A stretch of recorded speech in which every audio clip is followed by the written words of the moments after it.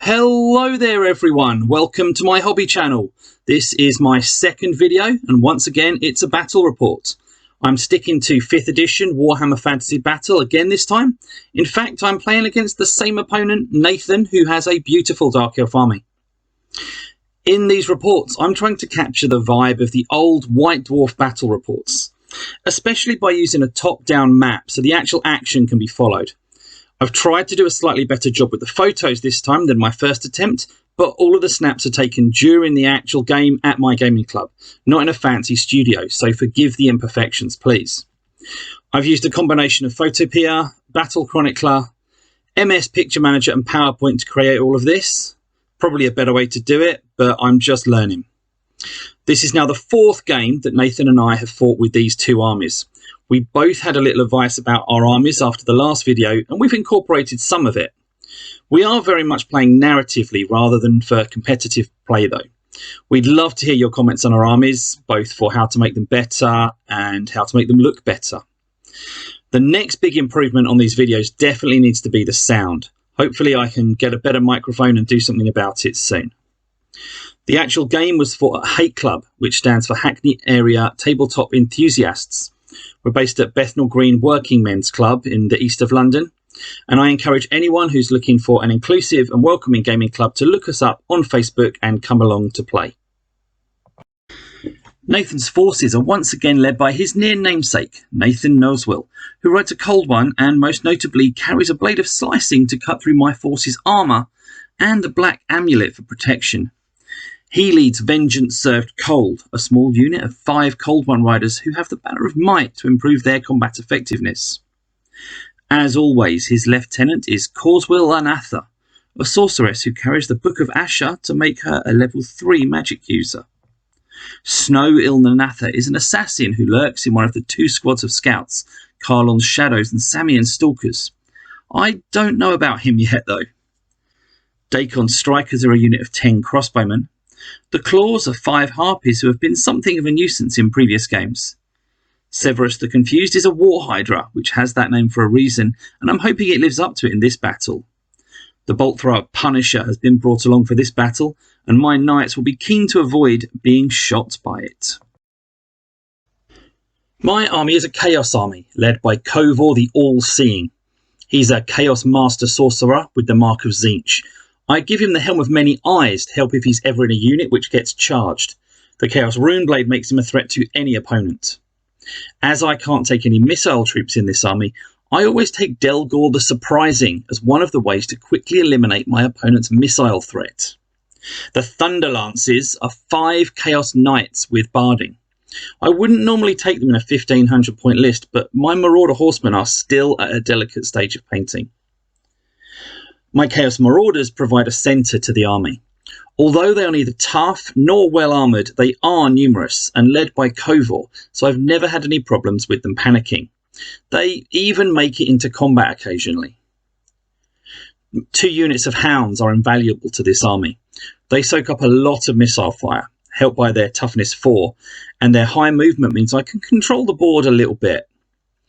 My 5 Harpies are more of a nuisance than an actual threat, but at 75 points they generally more than pay for themselves even if it isn't in actual points killed.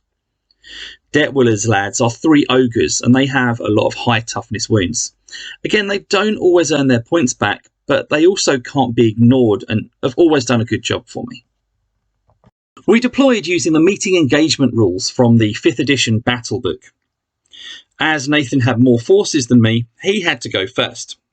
He deployed forwards with one of his units of scouts, forcing me back into my deployment zone. After we had alternated back and forth a few times, we landed up with his 2 units of scouts and my 2 units of Chaos Hounds facing off. My Ogres, Detwiller's lads, and my Marauders, Kovor's Rock, were positioned behind my screening hounds. Nathan's crossbowmen and his bolt thrower deployed centrally with a good field of fire into my forces. I deployed my Harpies wide, ready to flank, whilst Nathan's Harpies were more central, ready to make a nuisance of themselves if necessary.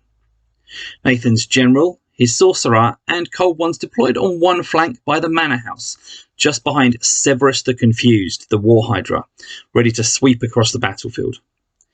My own Chaos Knights positioned themselves behind a building where the bolt thrower could not see them. Kovor himself deployed with his marauders, and Delgor sat behind a fence, ready to rush forwards.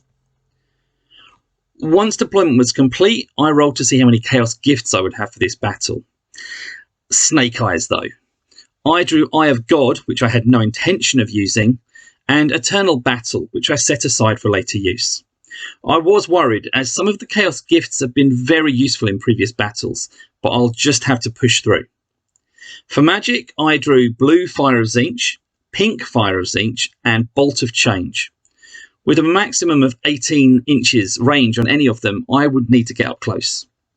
Though I didn't know it at this stage, Nathan had drawn Soul Drain, Transformation of Kadon, and Dark Hand of Destruction from the Dark Magic set. I had the first turn, and at the start of turn 1, Delgor surprised absolutely no one by charging Karlon's Shadows. Those are the small group of scouts clustered in the centre of the board. Delgor himself had quite the surprise, though, when an assassin revealed himself in the ranks of the scouts. Quite unexpected. Sadly for the assassin, he was not very good at assassinating. Delgor survived and killed him. The unit from which he emerged passed their break test and stood firm. My harpies, as intended, swept around behind Nathan's crossbowmen, hoping to make a nuisance of themselves next turn. Both of my units of hounds moved forwards at full pace, but Detwiller's ogres and Kovor's rocks decided they were the wrong way round and started to switch through behind one another. The Thunderlances bided their time behind a building, waiting until the bolt thrower was less of a threat. In the magic phase, I rolled double 6. Great. I immediately cast every possible spell I could, which was none, as all of my spells were either out of range or blocked by my own marauders. At the start of the round, Nathan had to make a bound monster roll for his War Hydra, and a stupidity check for his Cold Ones in general. I'd like to say it was a surprise, but Severus the Confused failed his bound monster roll and stood on the spot struggling. At least he didn't run away this time. This left the Cold Ones blocked in behind him, so they shuffled a bit and moved forward slightly. His harpies flew high, ready to charge somewhere next turn, no doubt. Samian's Shadows, the scouts at the centre of Nathan's line, let rip with a volley of shots at the hound in the centre, but they were only able to kill one. His unit of crossbowmen, however, managed to kill 3 more, leaving Rune on his own, the corpses of his packmates scattered around him. He let out a mighty howl, but the presence of Kovor meant that he didn't run away. In the magic phase, a soul drain from the sorceress hit my Chaos Knights, felling 2 of them and gaining her a wound. At the start of turn 2, I used my second and final Chaos Gift, Eternal Battle. The fickle Chaos Gods returned 1 of my Chaos Knights and 2 of Carlo's Shadows, the scouts fighting Delgor. I charged the bolt thrower with my harpies, but I was only able to kill 1 of the crew.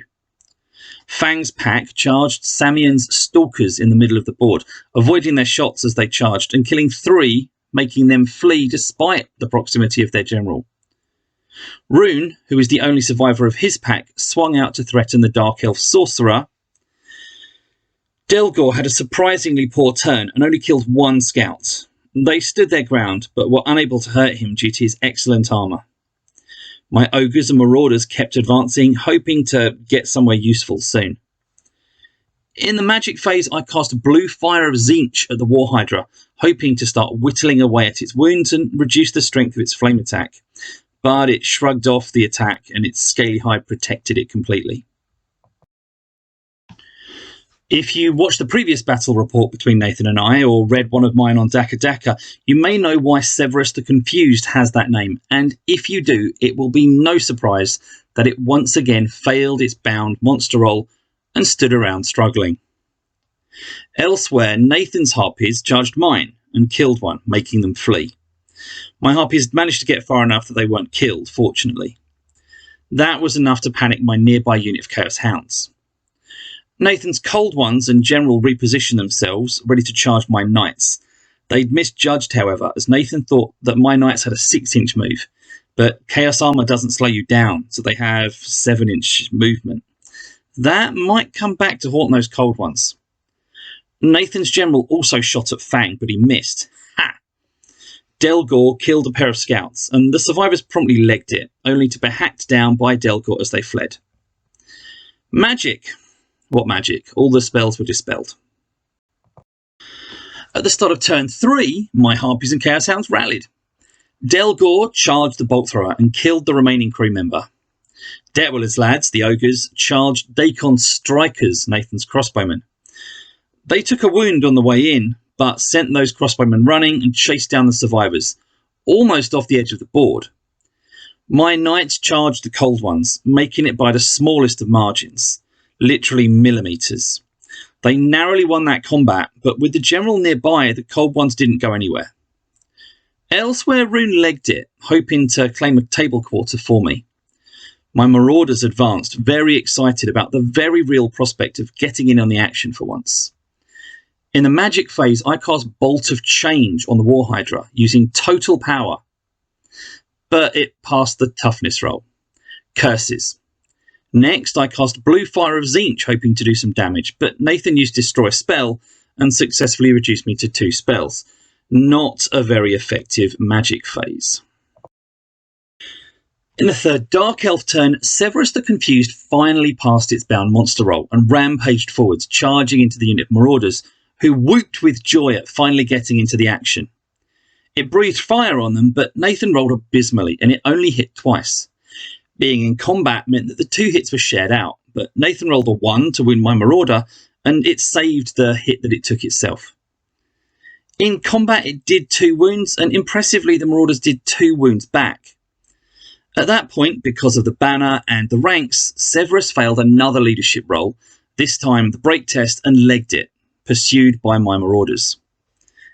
Elsewhere, Nathan's Harpies charged my dogs, 2 of whom were slain. The survivors fled, and this time they were run down. Nathan's general only killed 1 knight. His puny sorceress then attacked and rolled a 6 to hit, and then a 6 to wound, and then my knight rolled a 1 to save, and so my final Chaos Knight died. In the magic phase, Nathan cast Soul Drain, and this time he did it with total power. 6 of my marauders were killed, and the sorceress was boosted by 3 more wounds. I hate dark magic.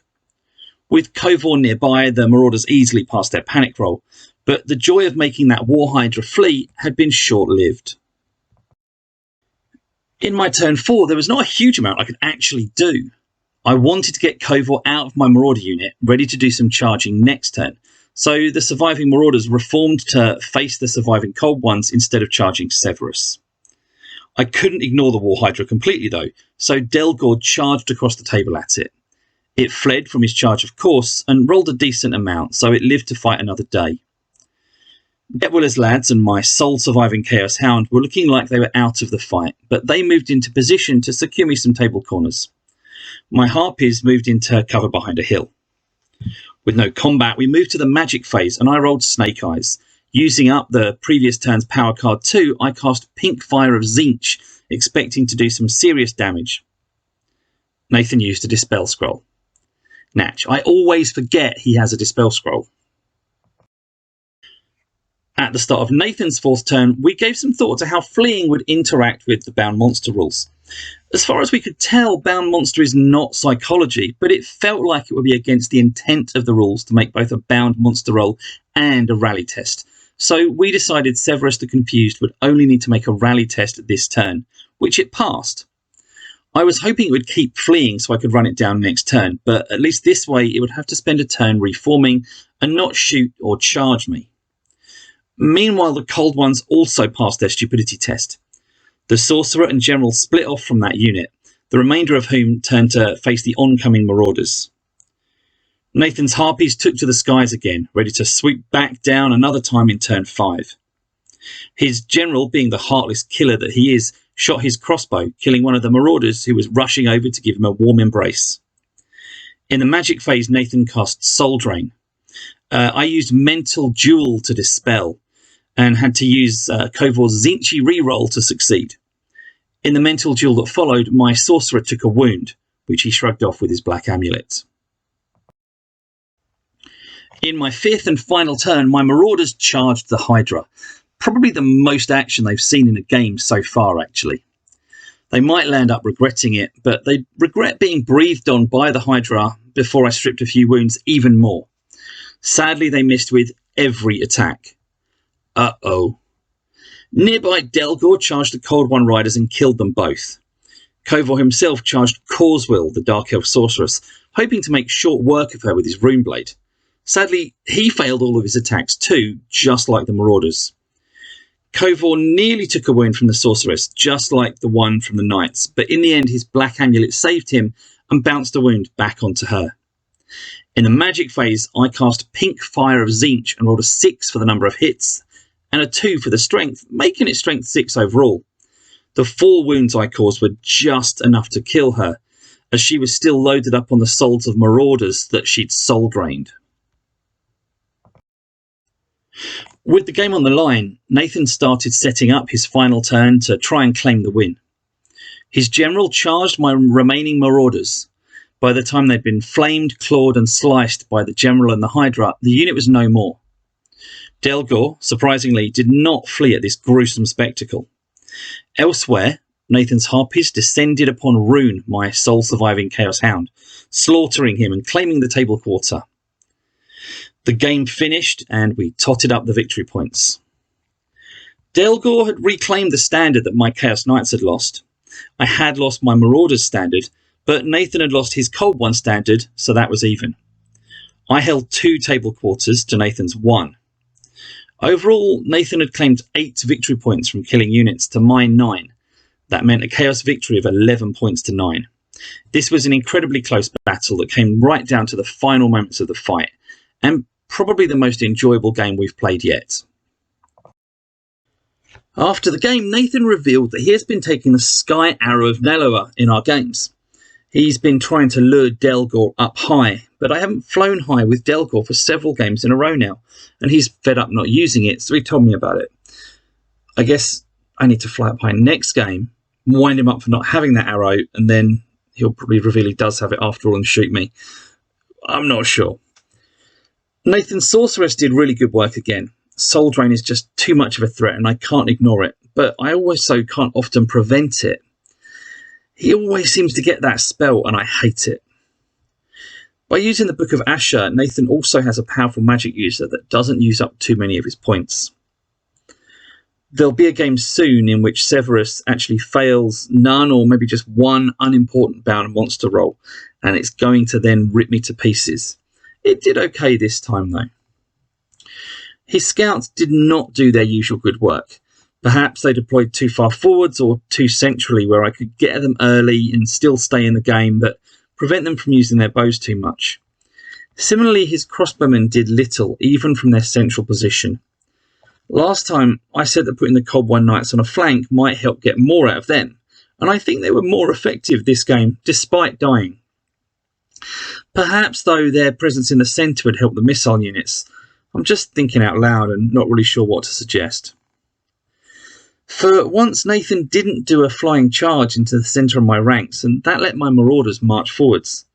Despite the Marauders not doing that much at some stages, they could have done a lot of damage, and I wonder if that is something to consider again in future. This was probably the closest battle Nathan and I have fought. There were moments when it really looked like it could go either way, right up to the end. Delgor proved his worth once again, taking out the Assassin, the Scouts, the Bolt Thrower, and finishing off the Cold One Knights. Definitely the star of the army. My Hounds didn't quite earn back their points, but they did some really good work for me, and forced Nathan to take account of them in his strategy and with his shooting, so I'll certainly be keeping them. Detwiller's lads not only took out a unit of crossbowmen with a similar points value to them, but they survived and claimed a table corner for me. I think I made the right choice to veer them away from the Hydra and send them with the crossbowmen, who really struggled to hurt them. My Marauders for once got stuck in. They didn't manage to hurt the Hydra though, and eventually succumbed to monstrous and heroic attacks from the Hydra and the General. Nevertheless, they represent a threat that cannot be ignored. I just wish they weren't so vulnerable to the monsters and to spells like Soul Drain, which give away free wounds in a way. The biggest disappointment were the Thunderlances. At 400 points already, I didn't feel like I could justify a banner of might on them for a 1500 point game. But with 4 of them charging into the Cold One Knights, I hope they do better for me. Kovor, as always, was an enormous threat. He rolled terribly, but still justified his existence, killing the sorceress. Having spent so many points on him, I really feel like the disc is good, meaning he can get to where he needs to be to earn those points back. I'm thinking that he should use dark magic next time though, as I keep finding him out of range in early turns due to those short-ranged Tzeentch spells. Before I go, I just want to say thanks to Arbiter Ian, Gary, who's Forgotten by the Gods on Instagram, Bobby, who's Violet Sunprops on Instagram for their advice and encouragement. Thanks to Caspar Wiegel for his thoughts on our armies last time. Thanks to Hate Club and Bethnal Green Working Men's Club for being a fabulous venue. And thanks to anyone who watched or commented or liked or anything like that last time. You can find some of my photos on 50 Painting on Instagram if you want to look at them. And there will be another battle report. Probably it's going to be a report from a 9th edition Warhammer 40k game between my Executioners chapter Space Marines and my friend Aaron's Orcs. Till next time, take care.